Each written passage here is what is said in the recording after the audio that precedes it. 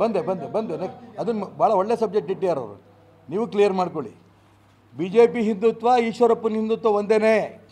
ರಾಷ್ಟ್ರ ಮಟ್ಟದಲ್ಲಿ ಕರ್ನಾಟಕ ರಾಜ್ಯದಲ್ಲಿ ಅಪ್ಪ ಮಕ್ಕಳ ಕೈಗೆ ಸಿಕ್ಕಿರೋಂಥ BJP ಹಿಂದುತ್ವ ಅದು ಹಿಂದುತ್ವ ಅಲ್ಲ. ಯಾವುದೋ ಒಂದು ಜಾತಿಗೆ ಜೋಡ್ಸೋಕ್ಕೆ ಪ್ರಯತ್ನ ನಡೆಸ್ತಾ ಇದ್ದಾರೆ. ತನಗೆ ಬೇಕಾದಂಥ ವ್ಯಕ್ತಿಗಳಿಗೆ ಸೀಟ್ ಕೊಡೋಂಥ ಪ್ರಯತ್ನ ನಡೆಸ್ತಿದ್ದಾರೆ. ಆ ಹಿಂದುತ್ವ ಅಲ್ಲ ನಮ್ಮದು. ಮೋದಿ ಹಿಂದುತ್ವವೇ ನಮ್ಮದು.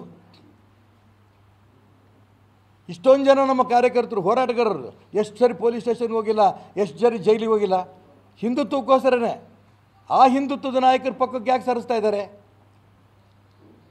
ಆ ನಾಯಕರು ಪರವಾಗಿ ಹೋರಾಟ ಮಾಡ್ತಾರೆ ಅಂತ ಈಶ್ವರಪ್ಪ. ಇದು ಒರಿಜಿನಲ್ ಹಿಂದುತ್ವ.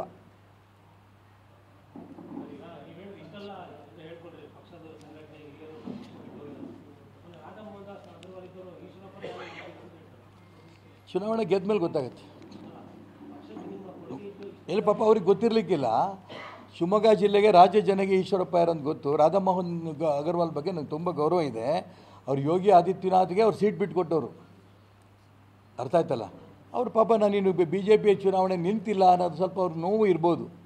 ನಮ್ಮ ಮನೆಗೂ ಬಂದಿದ್ದರು. ನಮ್ಮ ಮನೆ ಯಾಕೆ ಬಂದರು ಹಾಗಾರೆ? ನಮ್ಮ ಮನೆ ಬಂದಾಗ ಈಶ್ವರಪ್ಪ ಯಾರಂತ ಗೊತ್ತಿರಲಿಲ್ವಾ? ನಾನು ದೊಡ್ಡವ್ರ ಬಗ್ಗೆ ಟೀಕೆ ಮಾಡಲ್ಲ. ಅವ್ರು ಹೇಳಿದ್ದಕ್ಕೆ ನಾನು ಹೇಳ್ತೇನೆ, ಗೆದ್ದ ಮೇಲೆ ಇದೇ ರಾಧಾಮೋಹನ್ ಅಗರ್ವಾಲ್ ಕರ್ಕೊಂಡು ನರೇಂದ್ರ ಮೋದಿ ಹತ್ರ ಹೋಗ್ತೀನಿ.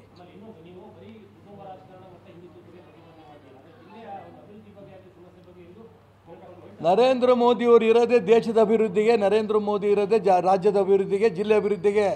ನಾನು MP ಆಗ್ತಿದ್ದಂಗೆ ಹೇಳೋಂಥ ಅವಶ್ಯಕತೆ ಇಲ್ಲ. ಶಿವಮೊಗ್ಗ ನಗರದ ಗಲ್ಲಿಗಳು ಹೇಳುತ್ತೆ, ಎಲ್ಲ ಸಮಾಜ ಹೇಳುತ್ತೆ ನಾನೇನೇನು ಅಭಿವೃದ್ಧಿ ಮಾಡಿದ್ದೀನಿ ಅಂತ. ಹಂಗಾಗಿ ಇಡೀ ಜಿಲ್ಲೆ ಜನಕ್ಕೆ ಗೊತ್ತು, ಈಶ್ವರಪ್ಪ ಗೆದ್ದ ತಕ್ಷಣ ನಮ್ಮ ಜಿಲ್ಲೆ ಅಭಿವೃದ್ಧಿ ಮಾಡೇ ಮಾಡ್ತಾರೆ.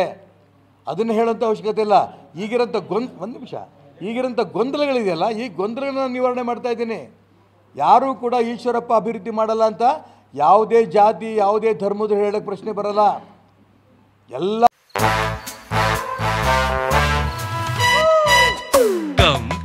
Come my love, please don't say no baby.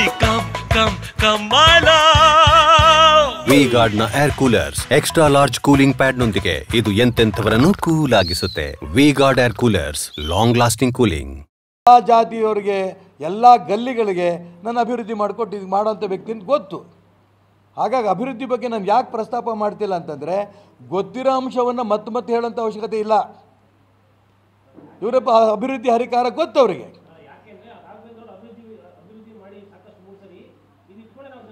Raghavendra Narendra Modi ಏನೇನು ಕೊಟ್ಟರು, ಕೇಂದ್ರ ಸರ್ಕಾರ ಏನೇನು ಕೊಟ್ಟರು ಅದಷ್ಟು ಮಾಡಿದ್ದಾರೆ. ನಾನು MP ಆಗ್ತಿದ್ದಂಗೆ ನರೇಂದ್ರ ಮೋದಿ ಏನು ಕೊಡ್ತಾರೆ, ಕೇಂದ್ರ ಸರ್ಕಾರ ಏನು ಕೊಡ್ತಾರೆ ಅದಷ್ಟನ್ನು ನಾನು ತೊಗೊಂಬಂದು ಅಭಿವೃದ್ಧಿ ಮಾಡ್ತೇನೆ. ನಾನು ಅದು ಅಭಿವೃದ್ಧಿ ಬಗ್ಗೆ ಯಾಕೆ ಮಾತಾಡ್ತಿಲ್ಲ ಅಂತ ಹೇಳಿದ್ದಕ್ಕೆ ಹೇಳ್ತಿರೋದು. ನಾನು ಹಿಂದೆ ಅನೇಕ ಪ್ರಧಾನಮಂತ್ರಿಗಳಾಗಿದ್ದರು, ಯಾಕಾಗಲಿಲ್ಲ ಅವಾಗ? ಯಾವುದು MP ಕಮ್ಮಿ ಇದ್ರೇನು?